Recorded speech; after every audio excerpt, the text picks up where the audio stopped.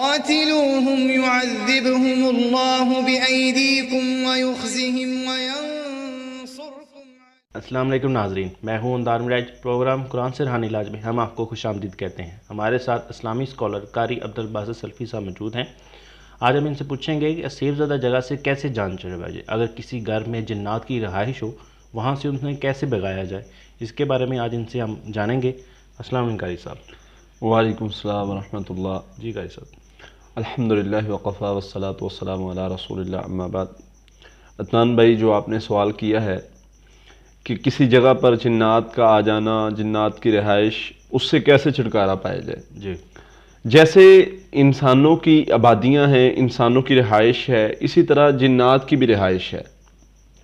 اللہ کے نبی صلی اللہ علیہ وسلم نے جو مسلمان جنات تھے، جو تابع جنات تھے، ان کو ان کی رہائش کے بارے میں بتایا تھا کہ تم نے آبادیوں میں نہیں رہنا۔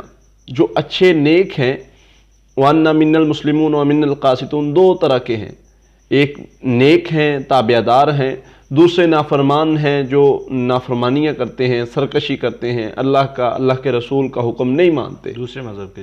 ہاں جی، کوئی بھی مذہب ہو سکتا ہے۔ تو وہ یہ دو طرح کے ہیں۔ تو ان کے درمیان بھی لڑائی پڑ گئی تھی۔ ان کے درمیان لڑائی زمین کے یعنی کہ رہائش کی وجہ سے، مسلمان کہتے تھے یہ ہماری رہائش ہے، غیر مسلم کہتے تھے یہ ہماری رہائش ہے۔ تو اللہ کے نبی صلی اللہ علیہ وسلم نے ان میں صلح کروا دی، اور جنگلات اور پہاڑ جو ہیں مسلمانوں کو دے دیے، صحرا اور جزیرے غیر مسلموں کو دے دیے۔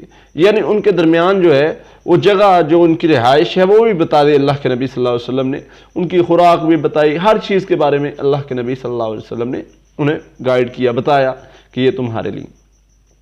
اب گھروں میں سب سے پہلی چیز ہے، گھروں میں جنات کیوں آتے ہیں؟ بالکل۔ کیونکہ آپ دیکھ لیں، آج سے 10 سال، 20 سال، 50 سال پہلے دیکھ لیں، یہ مسائل بہت کم تھے، بہت زیادہ کم۔ لیکن اب کیوں زیادہ ہو رہے ہیں؟ اس کی ایک وجہ یہ ہے کہ جو ہمارے واش روم ہیں، ہم ان کو قریب کر رہے ہیں، کمروں کے ساتھ ہو گئے ہم۔ پہلے گھروں سے باہر تھے، مسائل کم تھے، گھروں میں آ گئے، پھر کمروں میں آ گئے۔ تو اب ایک کام ہم جو کرتے ہیں وہ انتہائی غلط ہے۔ ہمارے جو کپڑے ہیں وہ واش روم میں پڑے ہوتے ہیں، وہ ہم غسل کے لیے بھی استعمال کرتے ہیں ان کو۔ تو وہ جب ہم کپڑے پہن لیتے ہیں، جب ہم پڑھائی کرتے ہیں نا، کچھ بھی پڑھتے ہیں شیاطین سے، جنات سے حفاظت کے لیے، تو جنات ہمارے کمرے سے، ہمارے گھر سے بھاگ جاتے ہیں۔ لیکن ایک جگہ ایسی ہوتی ہے جو ان کے لیے پناہ دہ بھی ہوتی ہے، جو ان کو وہاں پر سکون بھی ملتا ہے، وہ واش روم ہوتے ہیں۔ اب وہاں پر ہمارے کپڑے پڑے ہوتے ہیں، وہ ان کپڑوں میں چلے جاتے ہیں، وہ ان کپڑوں پر عمل کر دیتے ہیں، اچھا، اپنا اثر جو ہے وہ شیطانی اس میں ڈال دیتے ہیں، ہم وہ کپڑے پہنتے اور ہم پر بھی وہ اثرات آنا شروع ہو جاتے ہیں۔ تو یہ چیز کو ختم کرنا ہے۔ دوسری چیز، یہ کتا رکھنے سے بھی آ جاتے گھروں میں، تصویریں، یعنی خلاف شرع جب ہم کام کریں گے، اللہ کو ناراض کریں گے، اللہ کی بغاوت کریں گے، تو یہ شیاطین لازماً ہمارے گھروں میں آئیں گے۔ زیادہ عرصہ گھر بند رہنے کی وجہ سے تو نہیں ہو سکتا؟ ہاں، ممکن ہے ایسا معاملہ بھی اکثر سننے میں، دیکھنے میں پیش آیا ہے کہ زیادہ عرصہ جب ایک گھر بند رہتا ہے تو وہاں پر بھی جنات جو ہیں شیاطین، وہ اپنی رہائش کر لیتے ہیں۔ کیونکہ اللہ کے نبی صلی اللہ علیہ وسلم نے فرمایا اپنے گھروں کو قبرستان نہ بناؤ۔ قبرستان میں کیا ہوتا ہے؟ کوئی چیز نہیں ہوتی۔ تو جب گھر ایک بند ہے تو وہ کچھ نہیں ہے وہاں پہ۔ اچھا، کیا کرو؟ قبرستان کیسے نہیں بنے گا یہ بھی بتایا ہے۔ وہ کون سا کام ہے جس سے ایک گھر اور قبرستان میں فرق پیدا کر دیا؟ وہ ہے قرآن کی تلاوت۔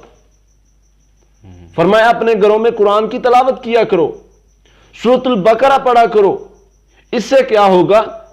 فرمایا یہ شیاطین دوڑ جاتے گھروں سے۔ جس گھر میں سورۃ البقرہ کی آخری 2 آیات 3 دن پڑھ دی جائیں، یہ جن شیطان نہیں اس گھر میں آتے۔ اور پھر ان سے ہوتا کیا ہے؟ جن شیطان آخر ایک گھر میں بسیرا ہے تو ان کا اثر سب سے پہلے کیا ہوگا؟ نقصانات کیا ہوں گے؟ نقصانات کیا ہوں گے؟ مختلف نقصانات کر سکتے ہیں، اللہ نے انہیں طاقت دی ہے۔ لیکن عموماً جو زیادہ تر مسئلہ ان کی نحوست کا بنتا ہے وہ ہے بیماری۔ یہ زیادہ تر لوگوں کو بیمار کرتے ہیں، بیماری ڈالتے ہیں لوگوں میں۔ اللہ کے نبی صلی اللہ علیہ وسلم کے دور میں جب آقا علیہ الصلوۃ والسلام اور صحابہ ہجرت کر کے آئے تو آقا علیہ الصلوۃ والسلام کے ساتھی جو تھے حضرت بلال، حضرت ابوبکر صدیق رضی اللہ عنہ بیمار ہو گئے. بہت سارے صحابہ کو بخار ہو گیا.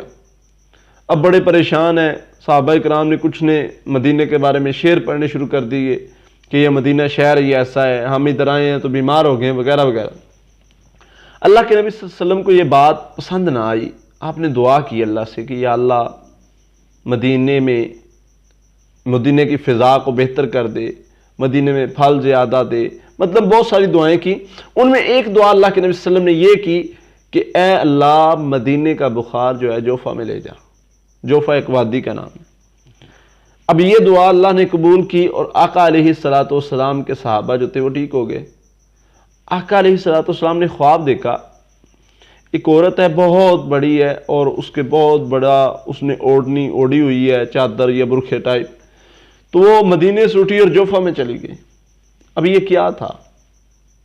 یہ اس چیز کا اثر تھا، اس چیز کی نحوست تھی، وہ شیطانی کوئی چیز تھی، اسیب تھا. یہ اس وجہ سے وہ بیمار تھے. اس کے اثر کی وجہ سے صحابہ کرام بیماری میں مبتلا ہو چکے تھے. تو یہ معاملے کی وجہ سے، اس معاملے کی وجہ سے، اس کی نحوست کی وجہ سے گھروں میں بیماری زیادہ پھیلتی ہے. اور آپ اکثر دیکھتے ہیں جن گھروں میں یہ مسائل ہے وہاں پر بیماری زیادہ ہوگی عموماً. دوسرا مسئلہ لڑائی اس گھر میں بہت زیادہ ہوتی ہے. لڑائی جھگڑے وہاں پر مطلب بہت سارے مسائل بن سکتے ہیں. تو ان کا حل کیا ہے؟ سب سے پہلی چیز وہاں پر کونوں میں اذانیں دی جائیں. اذان کس لیے دینی ہے؟ شیطان کو بھگانے کے لیے. اللہ کے نبی صلی اللہ علیہ وسلم نے فرمایا جس گھر میں اذان دی جاتی ہے یا جس جگہ پر اذان دی جاتی ہے فرمایا شیطان دوڑ جاتا ہے. وہاں تک دوڑتا ہے جہاں تک اذان کی آواز سنائی دیتی ہے. تو اس لیے جہاں کونوں میں اذانیں دیں، پانی کا چھڑکاؤ کریں اور گھر میں پڑھائی کی جائے. آیت الکرسی، سورۃ البقرہ کی آخری 2 آیات، آخری 3 کل، یہ روٹین کے ساتھ پانی پر دم کر کے صبح و شام پڑھ کے 7 مرتبہ پڑھ کے اس پانی کا چھڑکاؤ کیا جائے اور پیا بھی جائے. اس سے کیا ہوگا؟ ان کا اثر کم ہو جائے گا، وہ کمزور ہو جائیں گے اور بھاگ جائیں گے. تیسرا جو سب سے بڑا عمل ہے وہ ہے سورۃ البقرہ کی تلاوت کو چلانا. گھر میں پڑھے، کوئی پڑھ لے تو بہتر ہے. سب سے زیادہ بہتر پڑھنا ہے. اگر کوئی نہیں پڑھ سکتا تو پھر وہ تلاوت کی صورت میں لگا لے.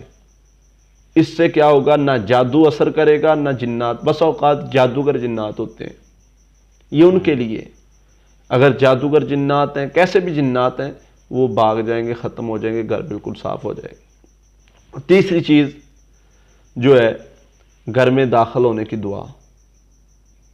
جب بندہ گھر میں داخل ہونے کی دعا پڑھتا ہے نا، عدنان بھائی یقین کریں اللہ کے نبی صلی اللہ علیہ وسلم فرمایا شیطان آوازیں دیتا ہے. شیطان جو ہے وہ چیخ چیخ کر اپنے ساتھیوں کو بتاتا ہے کہ اس گھر میں ہم داخل نہیں ہو سکتے. کیوں نہیں ہو سکتے؟ اس نے اللہ کی پناہ لے لی ہے. اب اس گھر میں ہمارا گزارا نہیں، ہم نہیں رہ سکتے. وہ گھر تو محفوظ ہو گیا شیطانوں سے. بالکل. ہم ان باتوں کو بہت چھوٹی بات سمجھ کے ہم نہیں عمل کرتے ہیں. لیکن اللہ کے نبی صلی اللہ علیہ وسلم فرمایا جو بندہ گھر میں داخل ہونے کی دعا پڑھتا ہے اللہ تعالیٰ اس کے گھر کو شیطانوں سے محفوظ کر دیتے ہیں. تو ان باتوں پر عمل جو بندہ کرے گا اس کے گھر میں اسیب ہو، جنات کی رہائش ہو، کوئی بھی معاملہ ہو، اللہ تعالیٰ اس گھر کو صاف کر دیں گے، پاک کر دیں گے. بالکل. بہت بہت شکریہ قاری صاحب. جی ناظرین، اگلے سوال کے ساتھ اگلے پروگرام میں آپ کے سامنے پھر حاضر ہوں گے. تب تک کے لیے اللہ حافظ. قاتلوهم يعذبهم الله بأيديكم ويخزهم